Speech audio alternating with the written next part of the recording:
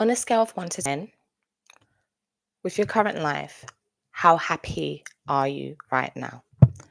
So 1 or 0 being the worst possible, and 10 being the best, most excellent life that you could live. So rate your current life on a scale of 1 to 10. What's your answer? Let me know in the comments. What's your life looking like at the moment? Because I'm hearing a lot of people, life is not great for a lot of people at the moment. That's what I'm hearing. I don't know what you're hearing. I don't know what the type of people that you're around, but that's what I'm hearing. I wanted to touch on how currently they say millennials, myself, I was born in the mid-90s, and Gen Z are the unhappiest generation that's ever lived. How they're calculating that, I'll let you know in a moment. So how they calculate that is that they say the World Happiness Report, there's this happiness report that they do. If you just type it on online, you can find it. And it measures happiness on a subjective evaluation tool. So it asks people that simple question on a scale of 1 to 10, rate your current life. And then people rate their lives. So we know already that happiness is subjective. How you view happiness is different to how I view happiness, to the next person, to the next person, to the one after that. But there's also other areas they look at. They look at GDP per capita. They look at social support, for example, having people you can rely on, healthy life expectancy, freedom to make choices, generosity,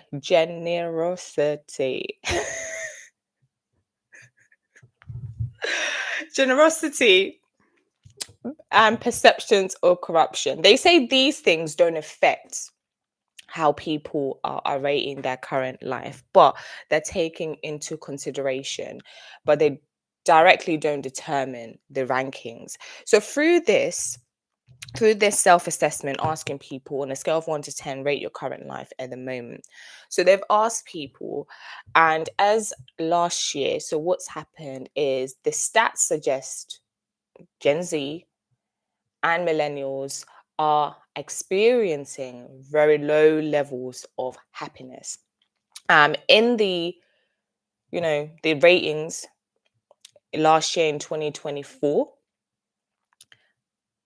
the Americans had dropped out of the top 20, and under 30, they're focusing on people under the age of 30, and they were even worse. The rankings were even worse. And in the UK, just bear with me. In the UK, where did the UK come?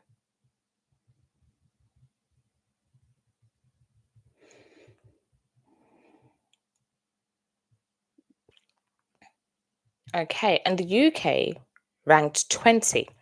So America ranked 23 and the UK ranked 20. So when you look at some of the things that they're asking, you can understand why people are answering the same thing. What I also want to focus on today is the rate that they keep speaking about, anxiety, depression, and young people. And we already know, we've been told, okay, anxiety is on the rise, depression is on the rise, mental ill health is going to be the leading cause of mortality by 2030. And we know the rates are increasing and increasing and increasing and increasing and increasing, right? So, and we also know people are worried about the economy. We know people are a little bit uneasy on the job market. And we also know that there is uncertainty about, the future. Where is it going? The world is changing very fast.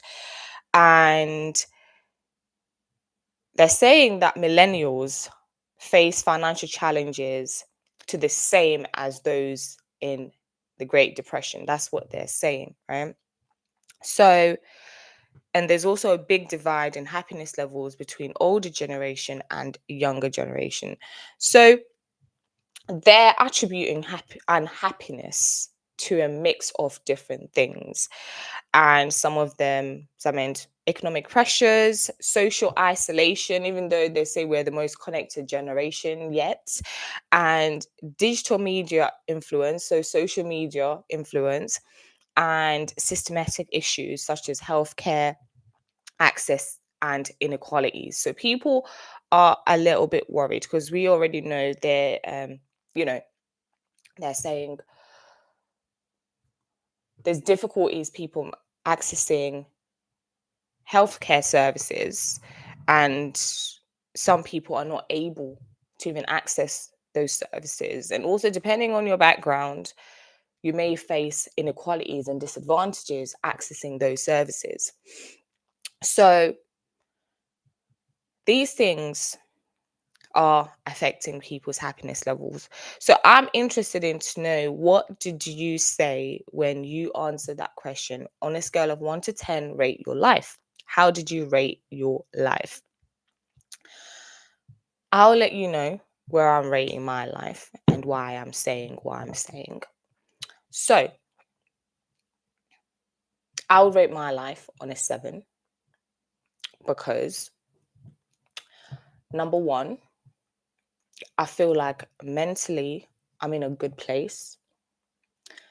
Financially, it's getting there. It's getting there. Connected wise, I feel connected to the people that I need to be connected to. Feeling the ability to be able to make freedom of choice, I feel like I can do that as a person. And regarding doing things that I like and love and do things for myself, I can check that. So, and the reason I'm not going to say, oh, 10 is because, to an extent, sometimes that's good to be on a 10. If you're on a 10, let me know. If you're on a 10, let me know in the comments. Why is your life on a 10? And I think that middle ground, like a 6, 7, 8, is perfect because, one, you've always got room for growth, for improvement. You're not, you're not just comfortable. Like I'm cool. That's the reality of life, right? And then if you're a little bit lower than a 6, you can say, okay, so where am I at right now? What do I need to do? Why did I rate myself what I rated myself? So let me know in the comments what you're rating yourself and rating your life, and why you've rated that, and why you've placed yourself on that scale. There's one thing I really wanted to actually raise through this video. Don't you find it funny that, or amazing, that they say we are the unhappiest generation that's ever lived? And I think it's difficult to say we're the unhappiest generation that's ever lived because, one, we've all lived in very different circumstances. So us to, I don't know, baby boomers, the people who grew up in the Great Depression, people who grew up, World War One, World War Two, whatever generations are, how are we meant to really truly measure what happiness is when it's subjective, when the circumstances that were happening in those times are different? And also, it's difficult to be able to compare. I don't know how you can compare someone who lived, I don't know, 50, 60, 70, 80 years ago to somebody who's living in 2025, where life is completely different. But what I do think is the only happiness we can measure is the happiness for ourselves. So generalizing that, oh, the unhappiest generation that's ever lived, I don't know if I roll with that. I don't roll with that. Because the only person's happiness you can measure or compare to is your own. I can't compare to the next person next to me because I don't know what their definition of happiness is. And I don't know how they they feel when it comes to happiness. And I don't know what their experiences are on a day-to-day basis. Yes, we're living, in the same, we're living in the same current times. We could be living in the same town. We could be going to the same school. We could be going to the same work. But I can't measure their happiness. I can only measure myself. However, I can understand the need to generalize and say, okay, this is where we're placing these nations, these countries. Countries like, Sweden, Norway, they always score high on the happiness around the world. Whereas, for examples, countries like Zimbabwe, where I was born, they always score quite low on happiness. And we can understand why those things are, because, if you're looking at some of the things they ask people around, the freedom to make choice, GDP, per capita, or the ability to have jobs, the ability to have support, etc. Some of those countries will struggle because it seems like some of those questions are looking at the economic factors rather than the inner factors of a person. Because we know that having resources and well, they we know that having resources and living a comfortable life, like for example, we're living in the West rather than the developed world, that you live a better quality of life because of the resources that you have. However, is that a true determined factor of happiness? Maybe, maybe not. The reason I say this is, okay, so sometimes you can go to developing countries and you can see that those people, although they don't have a lot, they seem happier and they seem content. And all they're focused on a day-to-day base, right, is getting through the day, survival. Have I got food? Have I got a roof over my head? Is my family okay? That's about it. They're not worried about all the other stuff that we worry about in the West. Like, what big car do I drive? What big house do I have? What am I going to eat out? How many times there? What nice clothes do I got? They're not worried about all those things. They may think about it, but that's not a priority. Because we have so much disposable income in the West. We can have time to think about those things. And if we keep on measuring happiness on those things that can easily be taken away from us, we're setting ourselves up to fail. And we're setting ourselves up for future generations to fail. In order to be measuring happiness, we need to look at things that actually influence how people see and feel about themselves and their lives. And some of those things, we know, yes, money has an influence because we need to live, we need to survive, etc. But I mean more things that people can actually say, you know what? These are things that are not external focus. These are things I can control within myself. Rather than looking at my perfect, is my life perfect, is whatever perfect, is looking at, okay, how can I remain grounded as a person and keep moving forward? So, have you ever heard that thing that they say, tell someone something enough? Tell someone something enough times and they're going to believe you. How many times have we heard that we're the unhappiest generation that's lived? We're the most anxious generation that's ever lived. We're the most depressed generation that's ever lived. We're the most like the perfect, people, the most generation that suffers from perfectionism that's ever lived. You know, this generation is, for example, if somebody tells you enough times you're not worthy, you're ugly, you know you're not good enough, you're never going to amount to anything, you're not smart enough, you're going to believe them. So are we going to believe that we are the unhappiest generation that's ever lived, Or are we going to take responsibility for our own happiness and say, you know what, you can tell me that all you want. However, I understand that my happiness is the only thing that I can affect. You can tell me all this negativity. Come on, just turn on the news, go on social media. Everything is negative. If they wanted everything to be negative, it can be negative. But you can shut everything out if you wanted to. They can tell us, they can keep telling us and telling us and telling us and telling us that we are the unhappiest generation that's ever lived. But we can choose not to believe it. We can make a choice to take responsibility for our own happiness rather than being told that we are unhappy. How can we allow people to tell us that we are unhappy? Only you can tell yourself that you are unhappy. And if you believe that you are unhappy, then you're going to experience that unhappiness. So the choice is yours. You have the freedom to make a choice. And the choice is simple. Are you going to let people determine and tell you that you're unhappy, or are you going to make that decision for yourself? The question is, what are you deciding to listen to, and what are you deciding to believe, and what are you deciding to take in? And there are certain things that you can do as a person.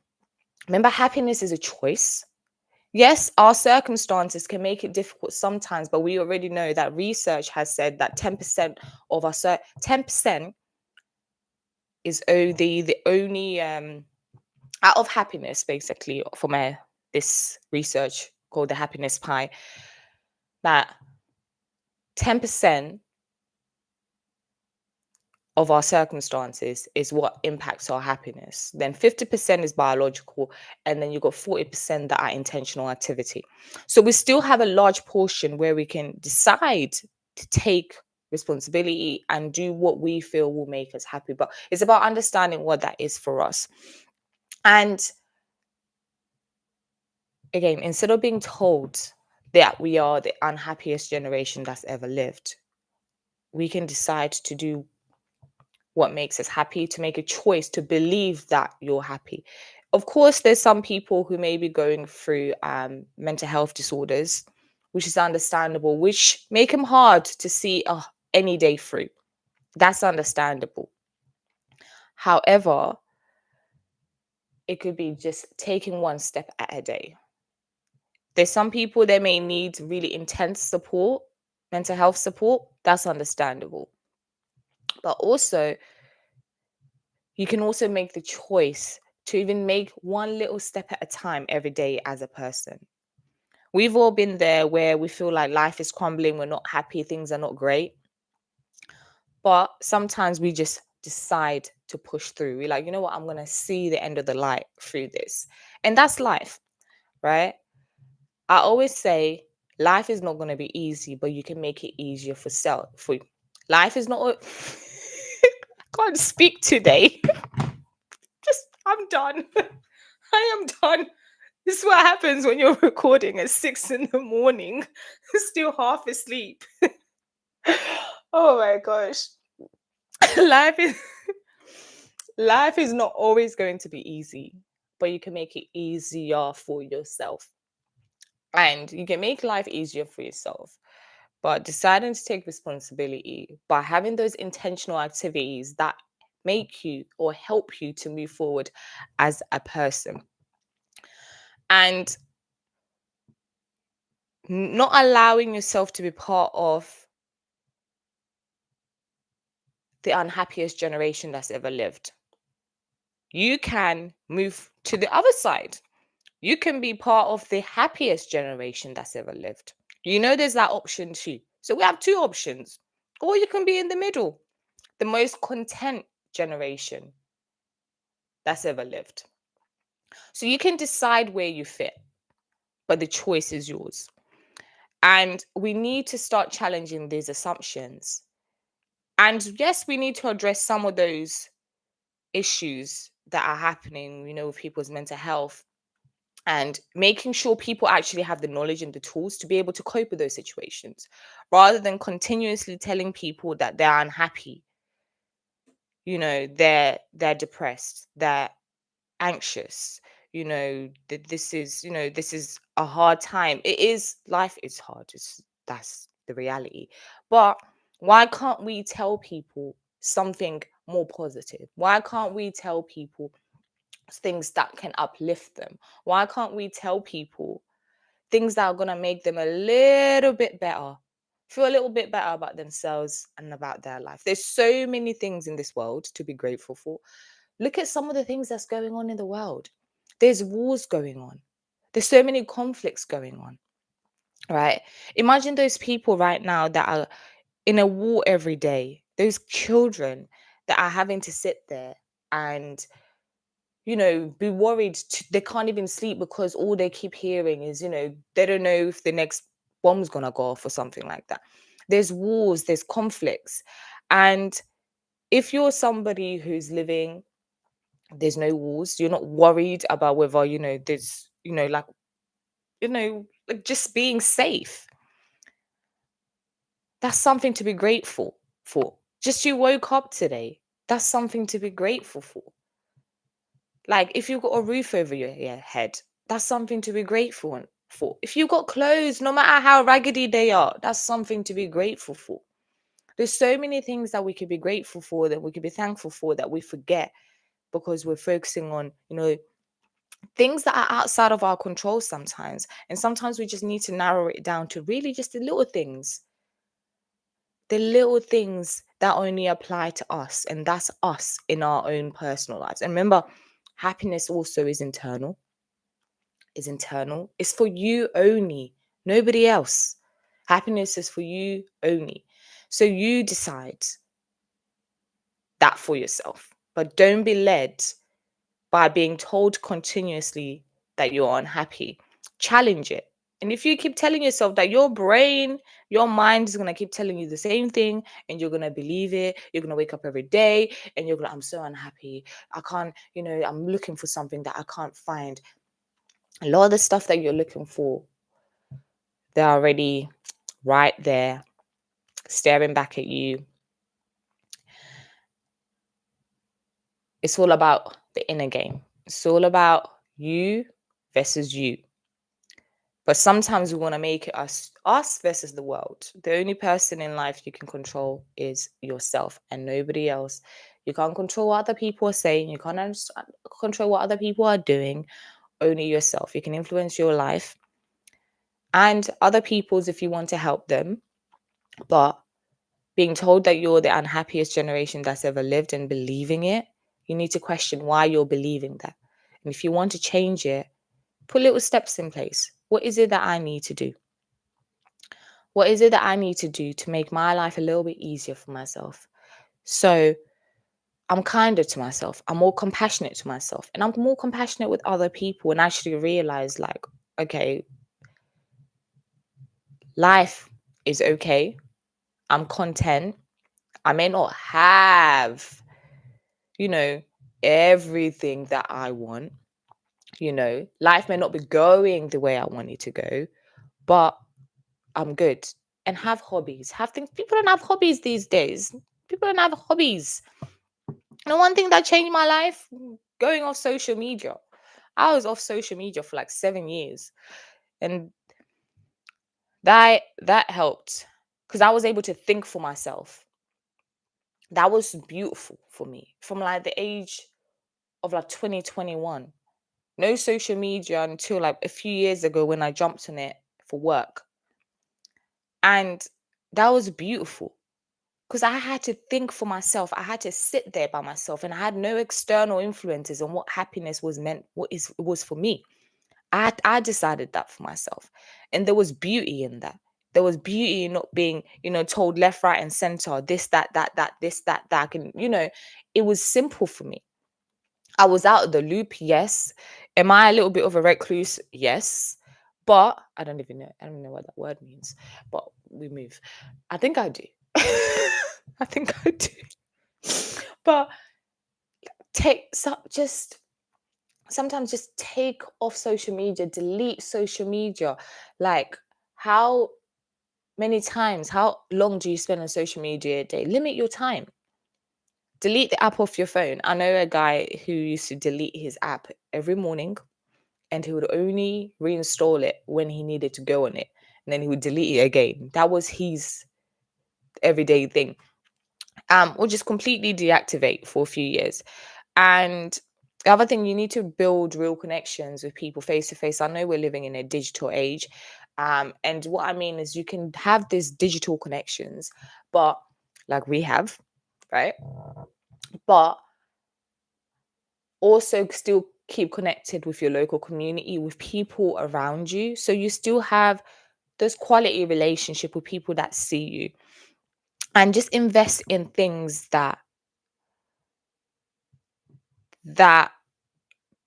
give you experiences and you learn something from. This could be like, you have hobbies, or you like, some people like to travel to see different cultures. So invest in something that will make you see life from a different perspective, and actually takes you into yourself, that I'm doing this for myself.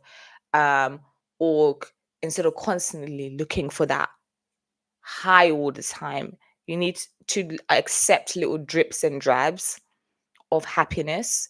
Because if you ask the general person, like, you know happiness, what does it mean to you, it's beautiful, the answers you hear. And I've got into the habit recently of asking people, like, what's made you smile today? And it takes people back, because people are like, whoa, don't ask me what's made me smile today, because I'm not even thinking about it. I'm thinking about all the stuff that's been going wrong. And that's normal, because obviously we're human and the negativity has more impact on us. Like, have you ever had a perfect day and then one thing goes wrong, then it's like the worst day ever? So, yes, the negative does have more impact on us, but we can choose to see the positive. You can choose to see happiness. You can choose to see positivity. And just before you go, there's a little positivity ratio by a researcher called Barbara Fredrickson. And it's called the 3-to-1 ratio. And it says, so every one negative experience or emotion or feeling or whatever it is, you need 3 positives to counteract it. So, you stubbed your toe on the door today.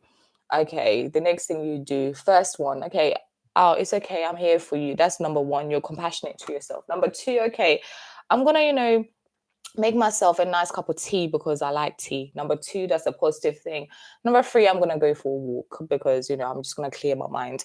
So you need to do things that will uplift your positive emotions rather than, focusing on the negative. And when it comes to relationships, that's close to 1 to 5. So there are people that you care about, people that you love, because relationships tend to have more of an impact on us. So it's close to 1 to 5. You had an argument with your partner or friend or your child or somebody you really care about. You need 1 for that one negative experience. You need 5 positive things to counteract it. So it doesn't have to be massive, big things. Like, it could just be little things, like little, very little things. So just keep that in mind, that you can choose to see happiness. You can choose to see positivity, and let yourself be delusional sometimes if you need to be delusional with your happiness, because otherwise you sink yourself into ground with negativity and sadness. Like, it's it's easy to be bogged down in the negativity and the sadness. It's much harder for people to be focused on the positive and the happiness. So let yourself sometimes be delusional. The story you tell yourself is important. So if you're telling yourself a positive story about happiness, that will support you and that will help you. So I hope you choose to see happiness as you move forward, and you choose to be a part of the happiest generation that's ever lived. Isn't that a good goal? I like that one.